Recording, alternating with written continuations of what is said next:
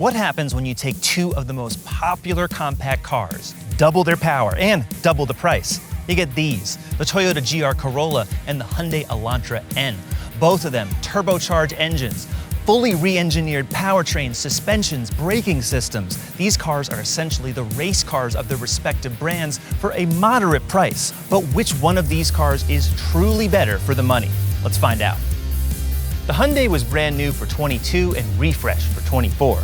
The Toyota was brand new for 23 and they've tweaked it every single year since. These cars exist in a very limited volume of customers and production. If you know it, you want one. If you've seen our review of the Elantra N line, you'll notice the front end, the back end, including some of the side, that carries over to the N. But of course, it's the colorways, that red striping along the sills, the extra aggressive radiators, the much bigger exhaust tips, the rear spoiler, all the extra glossy black trim, and of course, these forged wheels. That is not something that you got in the pre-refresh car, and these take off more than 30 pounds across all the corners. It's better for braking too. These are 14.2-inch rotors up front, very serious, and they're mounted on some of the most aggressive and Hyundai spec tires you can get. Michelin Pilot Sport 4S. That really helps put the power down because remember, it's only a front wheel drive car. Now it's sitting 5.5 inches above the ground, so even though it's dropped, it's not too low. You can drive this Elantra N pretty much anywhere. Performance Blue is a unique color to the N. You can't get it on any other model except for the Ioniq 5N. So this is a limited type of a car. You're gonna notice this as soon as you see it, and of course, when you hear it. For 2026, Toyota added exactly 45.6 extra feet of structural adhesive to the body. Those are all the adhesives that rally car builders typically use to make the body stronger, because cars like the Corolla were never meant to actually race. The stiffer you go, the better you handle, the faster you are on the rally stage. That's what the GR Corolla has for this model year, plus a secondary radiator that definitely helps to cool things down if you're getting the Premium Plus trim. If you're getting a Premium Plus, you'll know it. It's got a forged carbon fiber roof. Very, very cool looking. And also, of course, it lowers weight and the center of gravity. There's a black gloss spoiler on the back as opposed to body color. You'll also know it's the Premium Plus from these 15-spoke wheels. Very delicate looking, and they're wrapped with some really special rubber, Michelin Pilot Sport 5s. That's a new generation of some of the best summer tires you can possibly get. 14-inch brakes in the front, lots of pistons, lots of everything on this car, including the fenders, 3 exhaust tips. Those are all functional, of course. Everything about this car just looks kind of crazy, and it looks more accentuated because it's in supersonic red. That's just one of 4 paint colors you could get. But Toyota keeps it very simple with these options. You get maybe some lowering springs as a performance option if you so choose, but everything else is very simple because this car is just meant to race on the road. The Corolla is the much smaller compact car among these two. It's 3 inches shorter in the wheelbase, but the total length is a foot shorter. But it's also an inch wider, a wider track and a wider body. Plus, it sits about 2.5 inches taller than the Elantra N. The Elantra N has grown up. When I first tested this car in 2022 with the 6-speed manual, it was a lot louder, it was snorting. I actually missed that. What I don't miss is some of the vibrations and honestly some of the antics that made this car feel a lot cheaper. It doesn't really feel that way anymore. And dare I say it, the reason why I think all this extra refinement is in this car now, it's this dual clutch automatic. I didn't get a chance to test that before. This makes the Elantra N a grown-up car. Not too grown up, but a lot better than its starting price of around 35 grand would suggest that it should be. It's just much better suited to this engine. Now, there's a lot of torque, 289 pound-feet, 276 horsepower, a lot of turbo pressure in this 2-liter inline 4-cylinder engine. And I think these lower gears in this dual clutch make the best use of that torque. And then at the higher end, it settles down so much nicer. It really does. It makes the Elantra N a much better highway cruiser in a day-to-day car than the Stick. And the Stick, when I drove it, I did not like the clutch feel. I was actually stalling it. And I drive a manual. I've driven manuals for years. That car, you could never really get it right. I don't know if Hyundai has actually made any changes to that. They haven't talked about it since the refresh happened for 2024. I like the fact that there's a stick. This automatic is actually, it's making me pretty happy. And if you get the automatic, you get 10 extra horsepower by hitting this red button, which effectively turns this into like a push to pass function. For 20 seconds, it gives you that maximum boost. And even if you're not in any N driving mode, and there's multiple ones, it'll still drop it down from like 8th to 3rd gear. It's really impressive.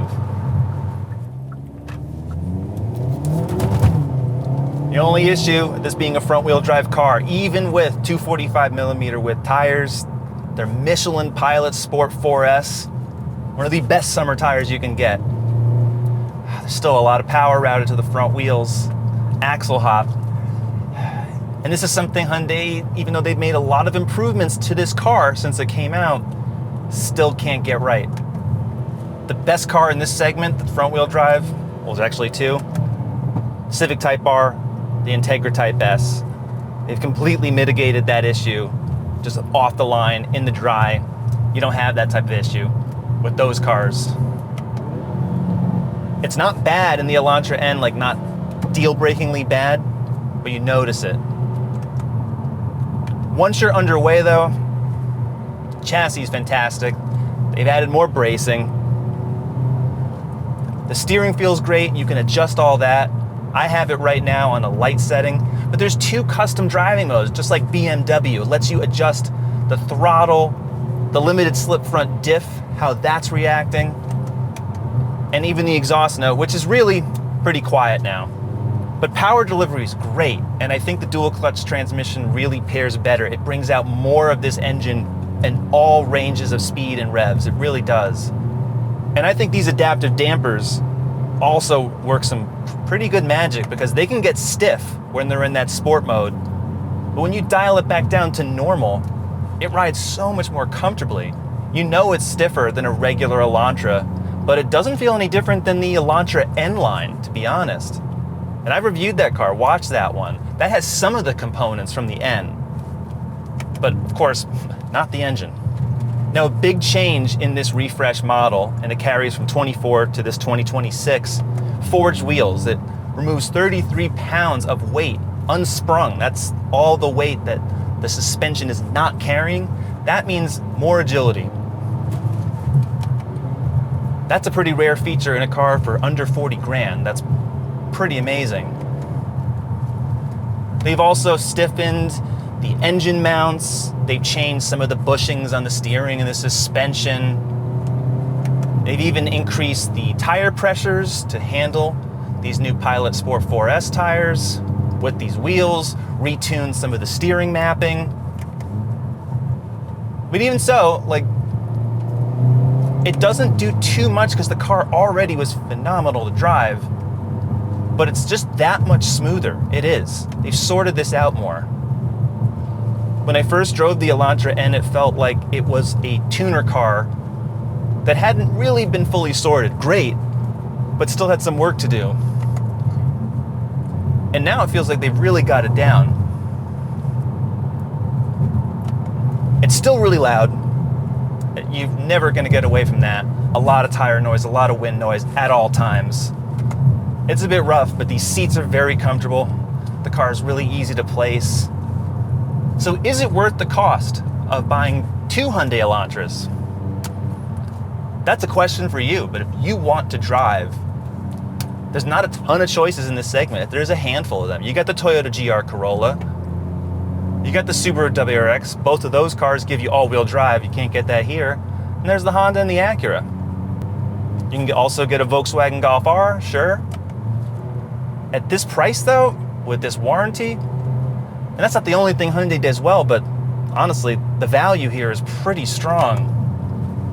And the car honestly is a lot better in these later model years. I do wish though that they uncorked the exhaust a little bit more, but that's the least of the worries that you could ever have with a performance car. That's an easy change. The suspension, the steering, the feel, the driving position, it's all really good. Now, fuel efficiency, no, it's one of the worst in the Elantra lineup. If you think about what you can get in an Elantra hybrid, this gets, well, not even 30 mpg. The Elantra Hybrid is almost double that on the highway. It's pretty impressive, but it's also way slower. So it just gives you an idea of everything you can do with the Elantra. The Elantra N line also gives you a turbocharged engine with a 7-speed, but this 8-speed, and it's a wet clutch, unlike Ford, which for a long time with the Focus had all sorts of issues with the dry clutch. That's why they were all breaking, and they still do. The wet clutch really gives you, I think, the best of both worlds. You get a really good feel. It's quick, but it doesn't lurch so much. Other people have complained that in traffic, this car tends to clunk a bit. I haven't experienced that, but you have to be aware that as a dual clutch system, you kind of have to feather the throttle at low speeds. It's not going to respond or creep forward like you would expect a regular automatic to do. As an everyday car, I'd rather take the Elantra N, and it's not just because of this dual clutch automatic. I think that helps it. But the power delivery, the sound, it's more livable. Yes, it's loud at higher speeds, but I feel also, I mean, it's true, this car's roomier, more headroom, more space inside the car. Only having front wheel drive, yeah, that's a demerit for sure. It is. But I would rather deal with that than I think having to give up on space, on having the car always feel like it's on and buzzing. This really does settle down. So if you're the type of person who wants a car to kind of be two things in one, an easygoing road trip car where you could easily put two grown adults in the back and still have enough room in the trunk, or you have essentially a rally hatchback that's only really big enough for two, and the baseline of performance is that much higher. You got two choices. At this price though, I gotta say, there's more usable technology in this car, and I just am more comfortable. But it's incredible to me how similar they are in terms of power output, weight. They're both really entertaining cars to drive. And if you don't have a car like the Elantra N in this performance blue paint, which definitely gets a lot of attention, both of them are pretty stealthy. You wouldn't notice an Elantra N versus a regular Elantra, a GR Corolla versus a Corolla. The car people do, but regular people who see your car wouldn't give it a second thought. They really wouldn't. So just like the really expensive German performance sedans, these two cars are really meant to keep you under the radar. I think the one car that stands out to me if I was to compare an Elantra N to what it aspires to be is the BMW M3. It's not even close in terms of performance, style, luxury, all that. But at this price, $37K versus 80 plus that you'll pay for a new M3, that's where essentially this car is going toward. It's trying to get that type of buyer, but that buyer who doesn't have or want to spend that much money. But I think the Elantra N is pretty approachable on power, easy to live with, and has just enough performance to really knock your socks off every day without getting you into serious trouble. Now, just because the Elantra N is a front-wheel drive car does not mean it can't handle. In the wet going uphill, yeah, fine, you're gonna have some pretty serious disadvantages. But in the dry, honestly, it really handles exceptionally well. You can feel that axle shifting the torque around. And that's not something Hyundai does with any of their other cars. And at the end of the day, all that sound is real. What you're getting in the Ioniq 5N, that's copying what the Elantra N is doing. One of the most fun things about the GR Corolla is the engine. 300 horsepower from 1.6 liters. One of the most powerful small engines on the planet. It's only 3 cylinders.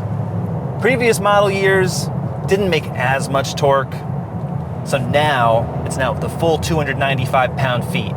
It is noticeable. The 300 horsepower stays the same. The nice engine note, and it's nice, it's smooth.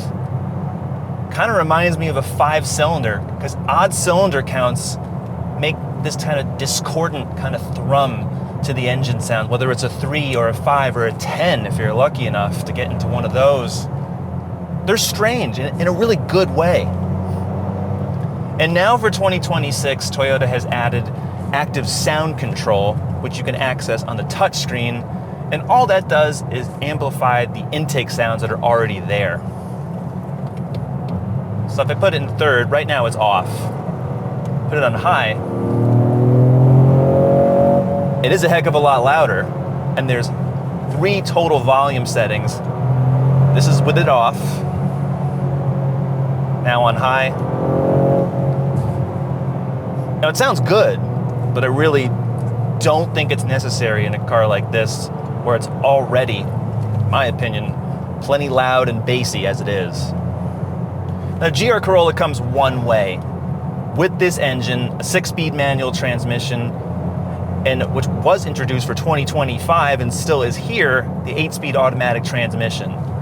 As a small car, no, it really doesn't get good fuel efficiency. Not when you're comparing it to regular Corolla hatchbacks and sedans or the Corolla hybrid. All of those cars we've tested.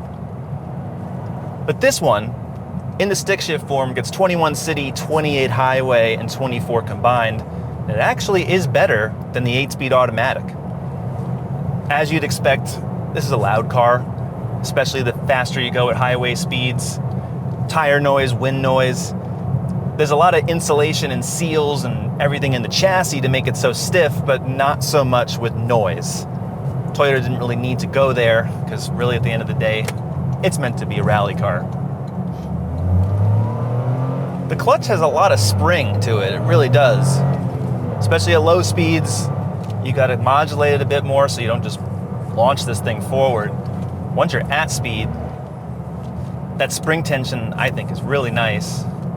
The gearbox is good. This isn't Honda level quality.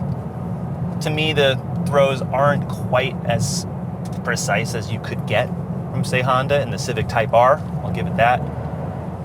But it's good. The ratios are great. It pulls hard in every single gear. While I haven't driven the automatic version of this car, I have to say it, this one's so great, I don't really feel like I need to. Although you do get launch control, which you cannot get with the manual cars. But no matter which one you get, front and rear torsion, limited slip diffs, those are really expensive parts. Front and rear, that's standard. There's 3 different modes to the 4-wheel drive system. Toyota calls it GR4. So it's 60-40 front rear in most situations. If you switch it to gravel, it's locked 50-50. And if you go to track, they'll vary it from the normal 60-40 all the way to 70% rear, 30 front. And it varies between both those splits. Now, over the years, Toyota has changed this car quite a bit. They've made improvements to the chassis, the all-wheel drive system, steering, everything. They're not done with this car. Most car companies would only just put this car out, you get a mid-cycle refresh, and then they're on to the next generation a few years later. Toyota is making continuous improvements here. Just because they can. This car sells in low numbers, but it really is a statement for them because it shows how serious they are about liking driving, racing, performance. So for the people who want a car like this, all the engineering is really well spent. And this is an expensive car. This is 2 Corollas, and it effectively looks the same. On the outside, yes, you can see it's certainly more aggressive. From the inside, you know, I got a special steering wheel. Okay, I got nice seats. But like most cars that are hot hatches based on economy cars, you really have to want this type of vehicle. And if you do, well, it definitely has a lot of fun to give you over all sorts of miles. And it really is just meant for 2. That back seat, I mean, you could just delete it. There's also no adaptive dampers. It's just one setup. Toyota will actually sell you lowering springs. I don't think you need that. This car is low enough. Not too low to make it inaccessible over bumps or curbs. I think it's the perfect ride height. And these tires are the new Pilot Sport 5s that replaces the 4 that previous model years had. You could go more aggressive with it. You can step up to a 5S, but I don't think you have to.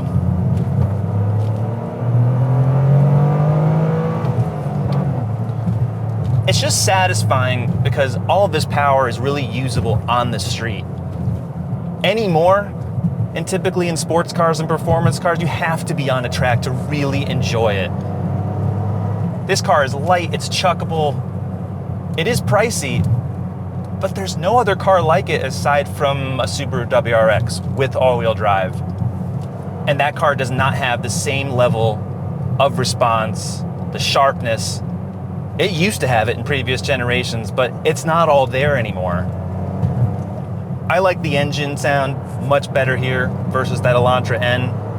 It sounds more expensive.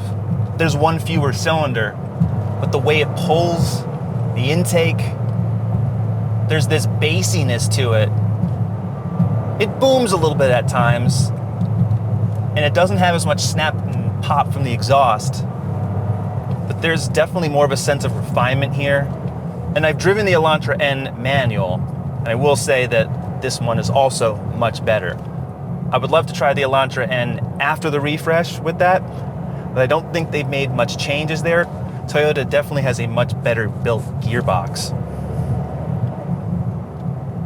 In terms of acceleration though, I mean, both these cars are pretty much neck and neck. They weigh roughly about the same weight. Similar power output.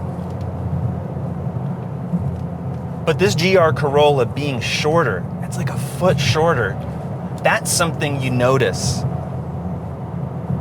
It's a little bit wider, so it's got a wide track, a short wheelbase, and a short length. That, along with steering that is, I think, a little quicker to react, more direct feeling, you feel a lot more connected with this Corolla than you do that Elantra, and that just has to do with physics. So there's lots of sports cars, performance cars that will go quicker than the GR Corolla in a straight line, but almost none will corner any faster. And you don't even have to really be on this car all the time. You can just chuck this car into turns. It takes it. As an everyday car, it's just so much fun. If you can put up with the noise, if you can put up with the price, and you don't need to have two people in the back, this is a great choice. The Elantra N is pretty spacious for a small car. These snug bucket seats and the steering wheel, this lets you know that it's just not a regular humdrum Elantra. The Elantra N is still full of very hard plastic. You know that this is a cheap car to start. However, the bucket seats with the Alcantara, the light-up N logo, the leather, the sunroof that comes only with this automatic, and the steering wheel. These are some quality pieces, and they make up for the cheaper materials that Hyundai puts throughout the car. Because remember, this car is just barely over $20,000 to start if you're getting a base Elantra SE. But they've dressed it up just enough to make it feel worth it. It's very snug inside the GR Corolla, and of course, there's no option for a sunroof. There's no option for really any other colors than what you see here. But what you get, it's very purposeful. There's a small screen, and on the Premium Plus, an all-digital instrument panel, but those are really your only real amenities. The stick shift, the actual crank handbrake, climate controls that are neatly arranged here. And, of course, if you're getting the Premium Plus, it swaps the gray stitching for red. And there's also a really nice leather-wrapped steering wheel. The back seat's very spacious, especially when you compare it to competitors, the GR Corolla, a WRX, any number of other cars that feel way tighter. There's a lot of space. It's very tight in the back of a GR Corolla, same as a regular Corolla hatchback, but I would not invite your friends back here. Just keep it for two. The Elantra N's trunk is actually pretty spacious, even among some mid-size sedans. Over 14 cubic feet of space, the seats fold down, but that red chassis brace, which is there for performance, for stiffening the entire chassis so the vehicle handles better, well, that definitely gets in the way of long cargo. 17.8 cubic feet of space, not a whole lot for a small car. Lucky here, there's no rear bracing. That's optional in the GR Corolla. On cars like the Elantra N, it comes standard. Sure, that helps, but even with the seats folded, cars like this don't have a whole lot of room. The Elantra N comes fully loaded with tech. Now this is Hyundai's older OS, so you're noticing these small little graphics. They've since changed all this, thankfully, because I never really liked that, but all of these shortcut buttons, physical controls, setups, this is where it's all really good.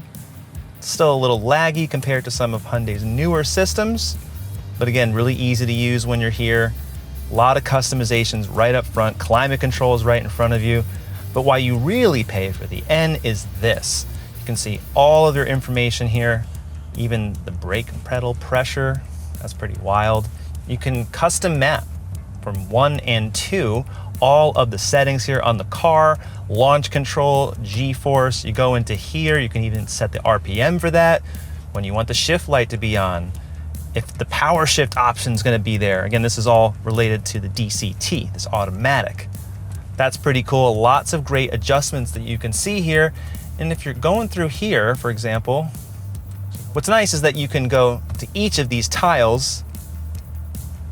And if you're in here, you can see the temperature, speed, everything over time. If you're a data nerd and you just want to see how you're doing, how well you are, you can do it here. And you can also measure your 0 to 60 times, all that stuff. Plus, optimize the car for different circuits, including the Corvette Museum's track. I guess you can do that. This is my home track, Lime Rock Park. It even has the second route, slightly shorter. So stuff like this is what Hyundai is really good at in making this a performance car. Otherwise, there's an 8-speaker Bose stereo, there's navigation, there's not a whole lot of other connectivity features on here. It's still pretty full-featured, but if you want that, you gotta go to Hyundai's other models. The instrument panel, just like other Hyundai models, a lot of information at a glance, really easy. And when you activate N mode, you get the tach in the center, all of your other driving data to the side. You also see just your engine, steering, and suspension settings. It shows you essentially the graphs. There's 3 dashes, so at a glance, you can definitely see that. There's no full screen maps, nothing like that, but when you really want to drive, this is what you want to see. An 8-inch touchscreen is on every GR Corolla. There's wireless Apple CarPlay and Android Auto. New for 2026 is active sound control. This you can change. That's what I was showing you before when we were driving. High, low, medium, off. I just leave it off. The car's loud enough as it is. And while there's Apple CarPlay and yes, there's the nav, you need to have a subscription to keep this going past the introductory period. The main features, including all the real settings, are on the instrument panel. The digital instrument panel is on all the trims. There's a head-up display if you're getting the Premium Plus, but really everything you want is right here, including 3 presets. Toyota lets you adjust everything from the center to the left to the right, and you get lots of useful information, turbo boosts. And if you want to go into the settings, that's something that you're going to have to actually go and find. And for example, let's go down here. Okay, and then you can adjust all the things for safety, blind spot monitoring, some of the meter things. This really should be in the main touchscreen. It's not the easiest to use, but I will say once you have everything set up, the fact that you can go left, right, change it all up, that gets super easy. The 2026 Hyundai Elantra N starts at $35,000. There's a single trim, either with the manual or automatic transmission. As tested, $37,000. The 2026 Toyota GR Corolla starts at $40,000. There's 2 trims, again, with manual or automatic options. As tested, $48,000. Price shouldn't determine your verdict between these 2 cars. Yes, the Elantra N is significantly cheaper by a large amount. It's also a lot bigger and has more tech-forward features inside it that make it more livable day to day. But the GR Corolla, as a driver-focused machine that's actually run in motorsports, and yes, the Hyundai is too, but Toyota has way more experience in that arena, a bespoke engine that you're not finding anywhere else. I think the Toyota GR Corolla is the one to have and worth the money if driving is your only focus. If you still love driving but you want more everyday comfort and usability, the Elantra N is really the better buy. But what do you think? Because honestly, it's really difficult to compare these 2 without sewing both of those sides. It's all going to depend on how you're going to use these cars. And yes, you're going to spend a lot on both of them, but I guarantee you both of them are going to be equally fun. So no matter which car you buy, go to CarGurus.com to get your new Elantra N or GR Corolla or the normal versions. Keep subscribing to the YouTube channel, and we'll see you next time.